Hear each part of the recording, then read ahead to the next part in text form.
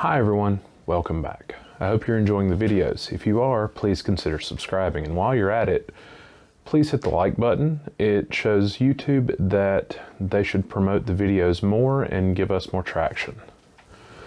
Alright, so for today's video, we're going to go over how I set up my springtail culture. Now, this is not the best way probably, because springtails aren't my main concern, but they are an easily kept culture for people who like to have bioactive setups. In my area, I'm known as someone who keeps them, and it's a semi-regular income, and they're very easy to keep. Again, this is probably, to some springtail keepers, this is probably blasphemous as far as I know, but it works well, and if you need a springtail culture, it is very easy. All right, let's get the camera set up and get to work. For springtail cultures, springtails themselves like to eat fungi and molds and things of that nature. That's what they primarily survive on, and they breed in very carbon-rich environments. So setting these two cultures up, I use Eco Earth. Now this has been pre-moistened some. We'll be adding a little bit more water to it already, but it's moist. And then we have some lump charcoal, and I have some pliers here to break the charcoal up, have some more water, and then we have some food. Now this is an ingredient that I used to actually make this food, but it is not the only ingredient. This consists of dried mushrooms, nutritional yeast or brewer's yeast. They're the same thing. It's got brown rice that have been coarsely blended, as well as brown rice flour and some calcium. Now, the way we're going to do this is we have our pre-moistened soil. We're going to add our carbon, and then we are going to add some food. We'll then put it in our containers after we make sure that it is a decent moisture level, and then we'll add our springtails to it. All right, let's get to work.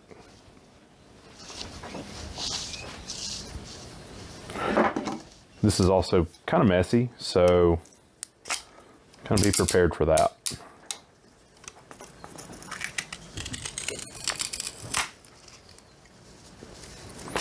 You don't need to powderize the charcoal, but you do need to break it down into somewhat small chunks. It just gives the springtails more surface area to lay eggs on.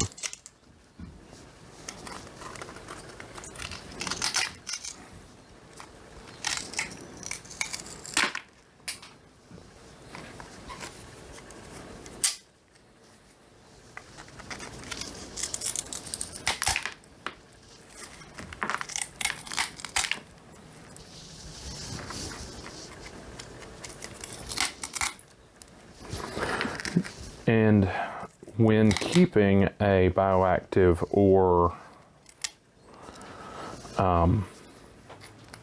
springtail culture, springtails are an if you want to kind of use a coarse term, they're an opportunistic moisture organism. So if your mixture ever dries out too much, your springtails will actually die off, or they will,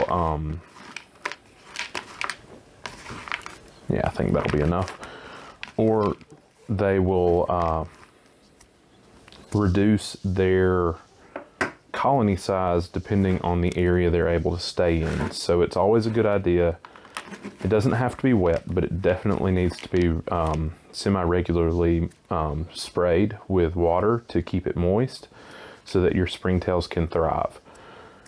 Now that we've added our carbon and we have our Eco Earth, let's add some food and get that good and mixed in. That way the springtails we add have the perfect environment to just grow as quick and easily as they could ever want to.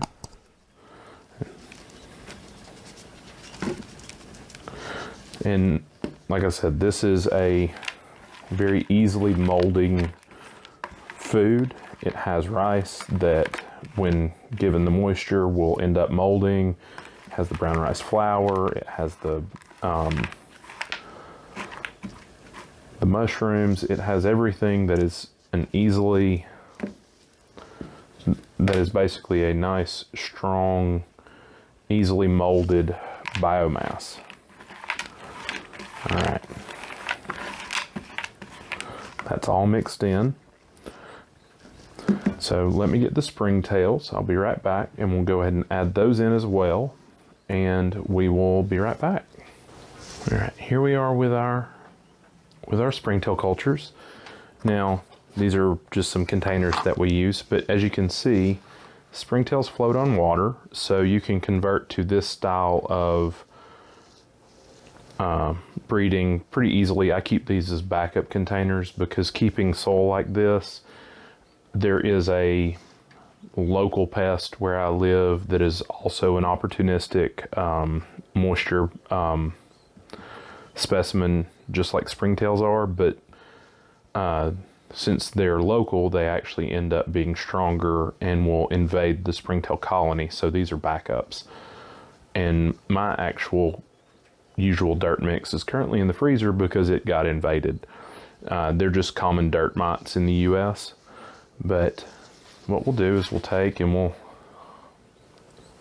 see if we can pour some of these in. Usually they'll kind of jump in on their own.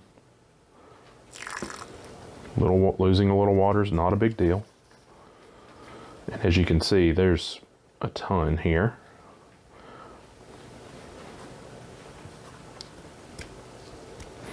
So from this, that's enough from this colony.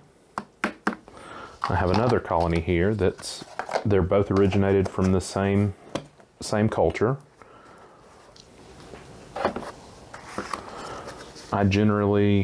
These guys just sit here.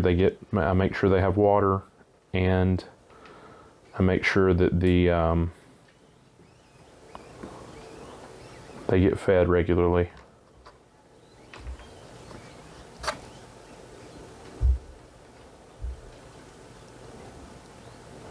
Occasionally they'll get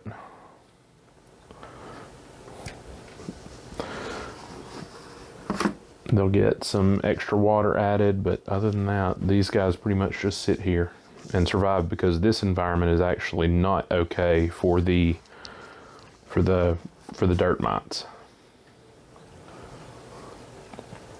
I think that's enough to get this going.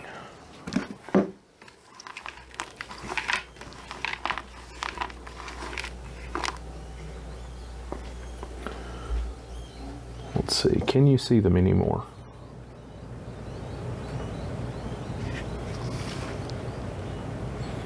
There's some. They very quickly disappear into the soil.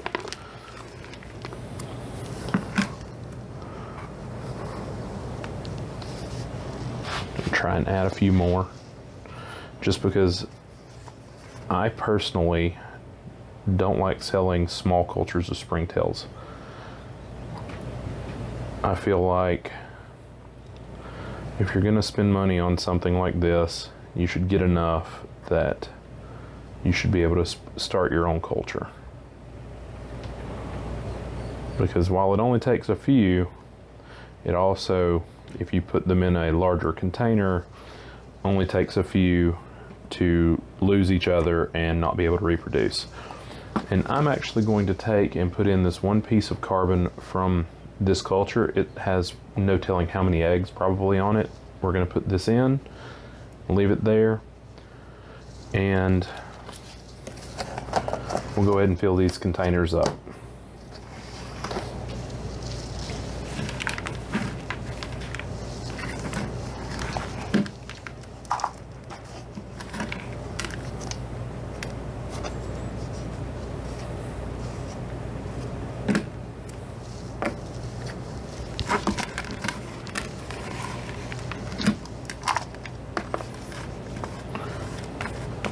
This batch is specifically for these two containers, so it's pretty proper amount of material for them.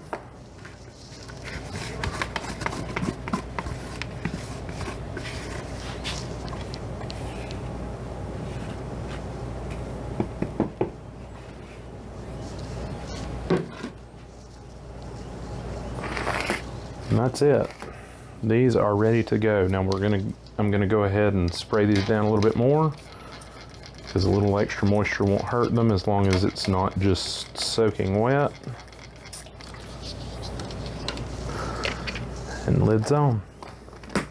As you can see, this makes a huge mess, but it's something that doesn't have to be done very often at all. All right, everyone, have a great day. Bye. Thanks for watching the video. If you like what we've done, please remember to subscribe. And also, consider checking out either the playlist or the video that is shown on the screen. Have a great day. Bye.